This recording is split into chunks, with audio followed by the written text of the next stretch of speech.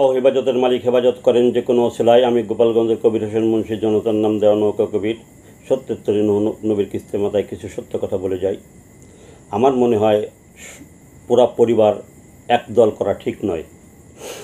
কারণ বর্তমানে 12 মাসে যে আমি দেখলাম, কারণ আমরা 6 ভাই 2 বোন, আমরা সবাই আওয়ামী লীগের পরিবারের, সবাই আওয়ামী লীগের সাপোর্টার।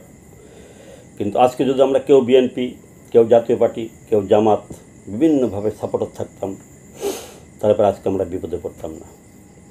আমার ছেলে একটা ডিলার, ভাঙড়ি মালের ডিলার, সে যার সাথে ব্যবসা করে, সে আজকে কয়েক মাস চলো অ্যারেস্ট, তার কাছে বেশ কিছু টাকা আটকা পড়েছে। এই জন্য আমরা বর্তমানে খুব অভাবে আছি, মানবতার জীবনযাপন করতেছি। কিন্তু আজকে যদি আমরা বিভিন্ন দলের বিভক্ত থাকতাম, এক ভাই বিএনপি করতো, এক ভাই জামাত করতো, আজকে অন্য ভাই আমাকে সাপোর্ট করতে পারত। কিন্তু আজকে পরিবারের সবাই একদল করে আওয়ামী লীগ, এই জন্য কেউ সাপোর্ট করার লোক নাই। কারণ এই কথা বলার কারণ, আমার ইতিহাস জানেন কীভাবে সেনাবাহিনী চাকরি হারালাম, কেন বিদ্যুৎ জয়েন করতে দিল না, 21 সালে গ্রেনেড আমরা আহত হয়েছি, নৌকা গ্রুপ নিয়ে চলেছি। আর যদি বিভিন্ন দলে বিভক্ত থাকতাম, আজকে একদিন পরে 3 তারিখে আমার 3,500 টাকা বিদ্যুৎ বিল বাকি আছে, 3 মাসের। বিদ্যুৎ অফিসার আমাকে বলে গেছে 3 তারিখের ভিতরে না দিতে পারলে লাইন কেটে দেবে। এই জন্য বলছে আজকে যদি এখন কার কাছে সাহায্য চাবো? ছেলেও বর্তমানে তার ব্যবসা ওই অবস্থা, ভাই বোন সবাই করে আওয়ামী লীগের সাপোর্টার, কার কাছে যাবো? সবাই বিপদে আছে। এই জন্য এক দলের বোধহয় সাপোর্ট করা ঠিক না। আমরা 3 ভাই বিয়ে করেছি, আমরা 6 ভাই, 3 ভাই বিয়ে করেছি কুষ্টিয়া। আবার 3 ভাইয়ের যে শ্বশুর বাড়ি, তারাও সব আওয়ামী লীগ। তাদের কাছে হেল্প চাবো, তারাও আছে বিপদে। এই জন্য একভাবে আওয়ামী লীগের সবাই সাপোর্টার হওয়া ঠিক না। কেউ বিএনপি, কেউ জাতীয় পার্টি, কেউ এনসিপি, বিভিন্নভাবে ভাগ হওয়া উচিত। আর নেতারা জানে, কেন অনেক নেতা ঘুরে আমি দেখেছি, ঠিক আছে, তার এক ভাই, চাচাতো ভাই, ফুফাতো ভাই, আরেক ভাই, কেউ করতো বিএনপি, কেউ করতো জামাত, তাদের সবাইকে আওয়ামী লীগের নেতা বানাইছিল। বানার পর কেউ আবার চেয়ারম্যান নির্বাচনে করেছিল, ইউনিয়ন চেয়ারম্যান, পৌরসভা চেয়ারম্যান, উপজেলা চেয়ারম্যান নির্বাচনে করেছিল প্রতীক দিয়ে।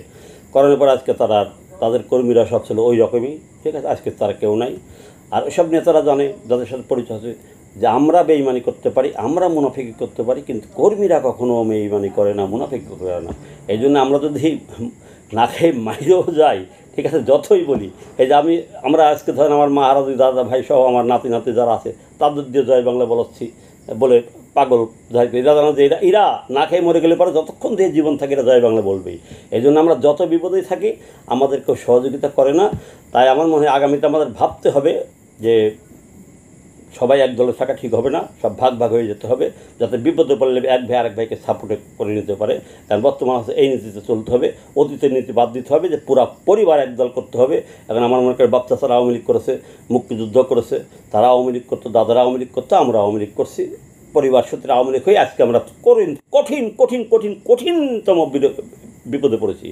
কিন্তু নেতারা অনেকে দেখে, কিন্তু নেতারা জানে যে আমরা বেঈমানি করতে পারি, কিন্তু এই বেঈমানি করবে না, নৌকা কবির বেঈমানি করবে না, ওর মা হারা দাদাভাইকে দিয়ে যখন প্রচার করাচ্ছে, ও বেঈমানি কখনো করবে না।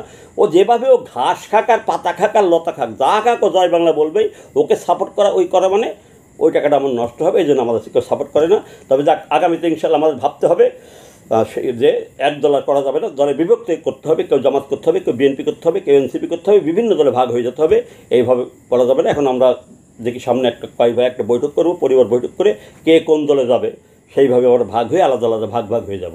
তাছাড়া এক দলের করা যাবে না। এক দল করতে হলে পারে তার কোনো মূল্য নাই, তাকে না খেয়ে মরতে হবে, তাকে জেল জুলুম ভোগ করতে হবে, তাকে অত্যাচার ভোগ করতে হবে, তাকে গালি ভোগ করতে হবে।